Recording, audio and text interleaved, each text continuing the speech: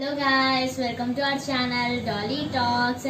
In today's video, I'm going to show Chamadumpa special recipe by mom. Let's go into the video. అందరికీ నమస్కారం. ఈ రోజు నేను special గా చామదుంపలతో రెసిపీ చూపించబోతున్నాను. చామదుంపలను తీసుకొని మట్టి లేకుండా ఇట్లా శుభ్రంగా వాష్ చేసుకొని వీటిని కుక్కర్లో వేసుకొని ఇట్లా పెట్టుకోవాలి. ఉడికే లోపల మనకి రెసిపీకి కావాల్సిన పదార్థాలు చూద్దాము. 1 టేబుల్ స్పూన్ కారము, 1 టేబుల్ స్పూన్ ఉప్పు, మనకు నచ్చినట్టు పల్లీలు, cashew, chaat masala. Cooker 3 whistles పోయినాక కుక్కర్లోంచి ఉడికిన చామదుంపలు తీసి ఇట్లా పీల్ చేసుకోవాలి.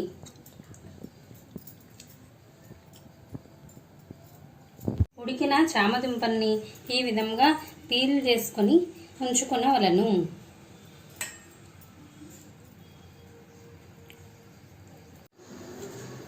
ఇలా ఈ విధంగా పీల్ చేసి పెట్టుకున్న చామదుంపల్ని మనం ఇలా స్లైసెస్గా కట్ చేసుకొని పక్కన ఉంచుకొనవలెను. ఈ విధంగా కట్ చేసుకున్న స్లైసెస్ని మనము ఆయిల్లో డీప్ ఫ్రై చేసుకొనవలెను.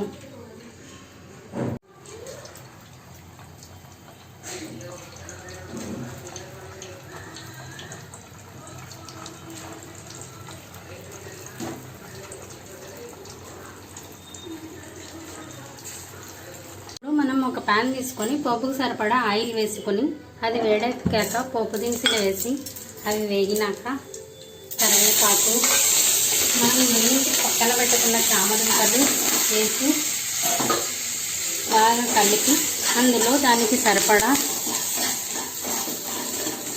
తగినంత ఉప్పు, కారం వేసి